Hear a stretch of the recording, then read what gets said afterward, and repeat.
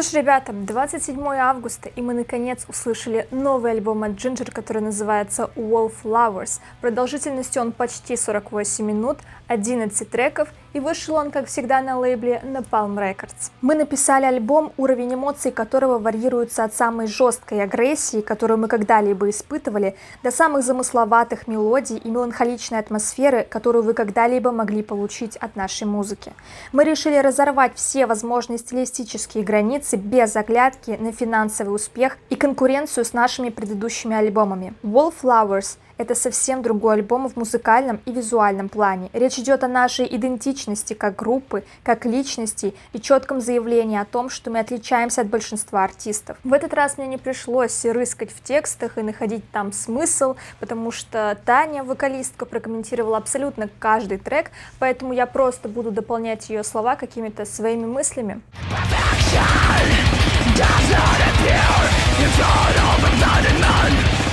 Песня имеет двойное значение. С одной стороны, она о женщине, которую обожают многие люди, независимо от того, что она делает, даже если это куча дерьма. Итак, она очень уверена в себе и даже может быть кровожадной и злой. Некоторые из этих див довольно злые, как королева или богиня. С другой стороны, это то, какой я действительно хотела бы быть. Но я думаю, что никогда не стану, потому что я не такая эгоцентричная. Моя натура довольно застенчива, но я бы хотела быть похожей на эту женщину хотя бы на один день. Татьяна всю песню поет от лица этого эгоцентричного человека. В лирике она использует кольцевую композицию, то есть заканчивает песню той же фразой, с которой она начиналась, что придает дополнительное значение и показывает, что жизнь таких людей достаточно циклична. Вообще я люблю смотреть на лирику Ginger, потому что видно, что они стараются и всегда пытаются затрагивать абсолютно разные темы. Что касается инструментала, песня зацепила меня с первого прослушивания. Очень живая и бодрая. Когда я слушаю любую песню Ginger, у меня сразу появляется ассоциация с океаном и в целом с водой.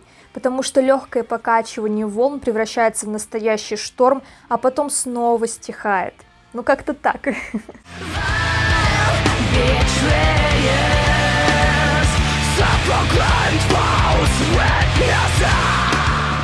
Текст для этой песни был написан Женей, и он писал его до тех пор, пока я придумывала все остальные песни для альбома. Я спросила его: «Жень, пожалуйста, ты можешь делать это побыстрее?» Я не знала, чего ожидать, но он сказал мне, что его вдохновили некоторые политические события прошлого. Итак, я считаю, что Колос — это символ большой страны. Для меня это нечто большее. У него очень человеческая натура. Я представляю себе огромного гиганта вроде Гулливера. Эта песня мне очень напомнила их трек из предыдущего альбома, который называется Home Back. Он тоже такой же динамичный, и Таня продемонстрировала просто максимально все свои низы. Это круто, что при прослушивании треков Ginger у меня практически не возникают ассоциации с какими-то другими группами. Вот настолько они отточили свой фирменный звук.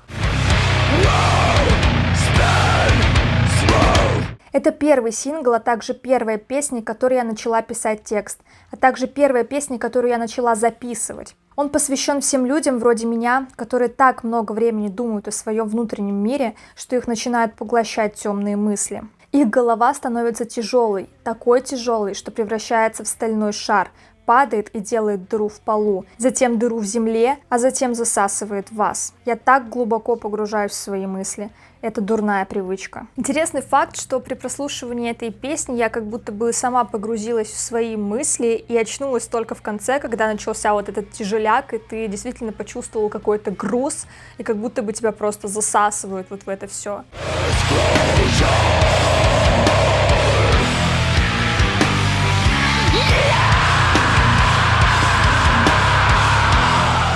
Мы с Евгением давали интервью мужчине, который раньше работал на украинском телевидении, а теперь у него есть свой канал на YouTube. Он превращал каждый вопрос в политическую тему. И, конечно, в Украине это очень болезненная ситуация и тема, но я была так зла и раздражена на этого чувака, потому что он задал так много провокационных вопросов. Это показало нас в очень плохом свете. Но он именно этого и хотел. В течение 3 дней после этого меня преследовала эта тяжесть в сердце. Вот почему я написала эту песню с восклицательным знаком, как, например, «Teacher, teacher». потому что это делает ее более эмоциональной. Я смотрела интервью еще когда оно вышло, и многие строки в этой песне — это комментарии Тани к тому, что говорил интервьюер. Я понимаю, почему она испытала такие эмоции, потому что интервью крайне противоречивые, и человек задавал такие вопросы, как будто он пригласил не музыкантов, а политиков. Вопросов о музыке было минимум, и то он умудрялся их с политическим контекстом спрашивать. Я оставлю ссылку на это интервью, если вам интересно.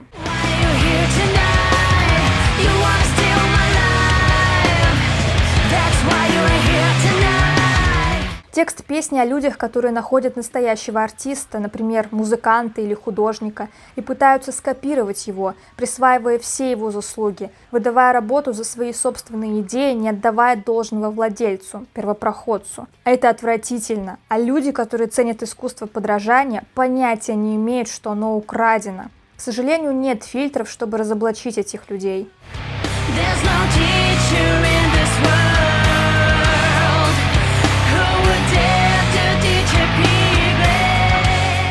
Метать бисер перед свиньями – это фраза из Библии. Она означает «не пытайтесь объясниться перед дураком», особенно когда это целая толпа дураков. Она адресована людям, которые сияют гением, но не могут найти единомышленников, поэтому толпа пытается уничтожить их за то, что они другие. Так что не пытайтесь цвести для всех. Вот мой совет.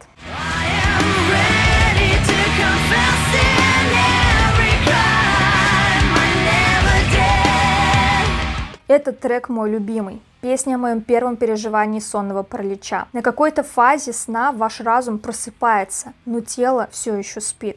Вы испытываете это чувство абсолютной беспомощности и видите множество галлюцинаций. Очень страшно это чувствовать посреди ночи. Когда я впервые испытала это, я подумала, что в мою комнату пришла злая сила и прижала меня к кровати. Я сама проживала сонный паралич несколько раз, и в первый раз, когда ты этого совершенно не ожидаешь, безумно страшно. В тот момент мне казалось, что меня прижало к кровати, я не могла издать ни одного звука, никак пошевелиться, и при всем при этом есть вот такое чувство тревожности, из-за которого ты как будто бы начинаешь видеть что-то, и мне казалось, что на меня идет какая-то тень. Короче, это очень крипово, никому не советую. Кстати, в песне очень круто ребята смогли передать это состояние, такой риф подкрадывающийся и хитро напевающий голос Тани резко сменяется грувчиком, который становится все тяжелее. Этот контраст прямо идеально вписался.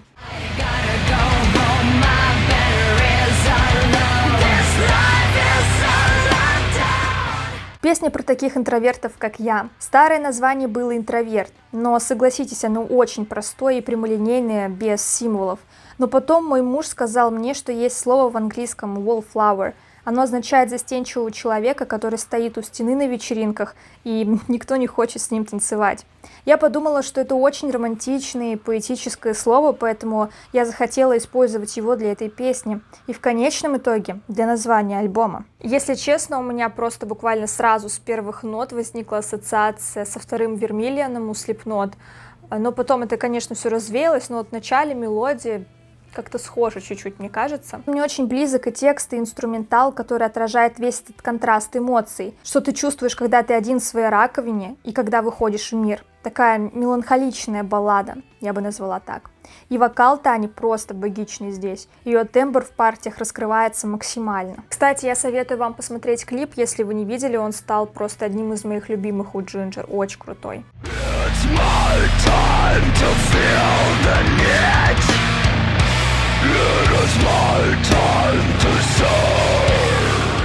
Мой муж Алекс помог мне с текстом для этой песни. Муж Алекс. Муж. Я, как обычно, все просрала в этой жизни. Поздравляю Алекса и Таню. Очень за них рада. Однажды утром меня разбудил очень громкий шум ворон за окном. Когда я снова заснула, я представляла себя спящей на кладбище, и в голове все еще слышался вороний шум. Во сне я сидела у ворот, ведущих на кладбище. Я на грани. Я мертва или жива? Я заблудшая душа? Наверное, привидение. Честно, не могу сказать, что эта песня меня вообще как-то зацепила. Она уже была под конец альбома и прошла абсолютно мимо меня. Мне кажется, ее нужно слушать под определенное такое меланхоличное, немножко суицидальное настроение.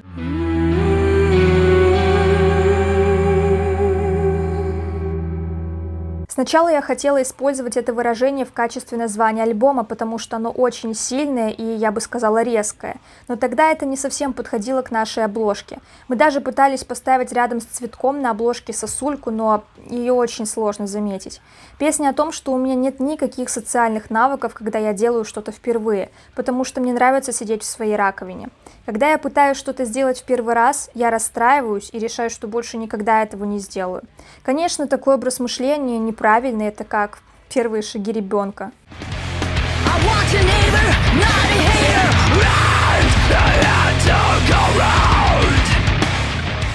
В молодости вы носите розовые очки, вы видите мир очень ярким и забавным для жизни, но затем с возрастом вы понимаете, что это чертовски ужасно. Есть люди, которые могут оставаться позитивными даже в трудные времена, но это не про меня. Песня своего рода монолог Богу. Если Бог вообще есть, я хватаю его за бороду и показываю ему все ужасы этого мира. Мне понравился этот прием в начале, где stop, потом go. Очень динамично и круто. Началось такое лютое месилово-рубилово и потом фирменная джинджеровская баллада. Ну что, мы кратко прошлись по всем трекам, теперь давайте сделаем вывод. В отличие от предыдущего альбома, где ты плавно погружаешься в альбом и также плавно он заканчивается, здесь тебя просто буквально сразу бросает в омут с головой. Чувствуется единство треков, но при этом каждый отдельный такой бенгер. Здесь нет песни, которая будет просто тяжелая. В каждом треке сочетается как агрессия, так и мелодичность. Я бы даже сказала меланхолия. Я понимаю, почему Джинджер сказали, что не пытались кому-то угодить, а просто делали то, что нравится. В этом альбоме нет прямолинейного такого хита, который сразу запоминается. Каждая песня как отдельный маленький мир. Ты погружаешься в него и осматриваешь. Влюбляешься только со временем. Ребята не ушли от фирменного звука, но показали другую грань своего творчества, такую более меланхоличную, я бы сказала. У них все, как всегда, прекрасно сочетается и работает в симбиозе. Чувствуется, что музыканты развиваются и с каждым альбомом звучат все лучше.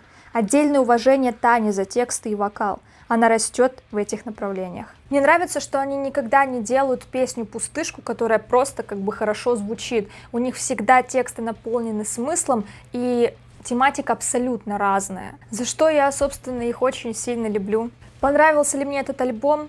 Да. Буду ли я его переслушивать? Определенно. И думаю, что это все, что я хотела сегодня сказать. Спасибо большое за просмотр. Напишите внизу в комментариях, какой трек в этом альбоме ваш любимый и понравился ли вам этот альбом в целом. Пока!